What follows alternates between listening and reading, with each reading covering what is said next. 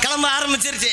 ஆடல் அழகி, அபிநய சுந்தரி, நாட்டிய தாரகை, சிங்கார சிட்டு, திருப்பதி லட்டு, வந்திருக்க சுமதிக்கு எவ்வளவு துட்டு கூட்டு போறவோ கொடுக்கலாம்.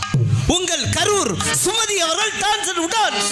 துள்ளுவதோ இளமை, பேசுவதோ தனிமை, துள்ளுவதோ இளமை,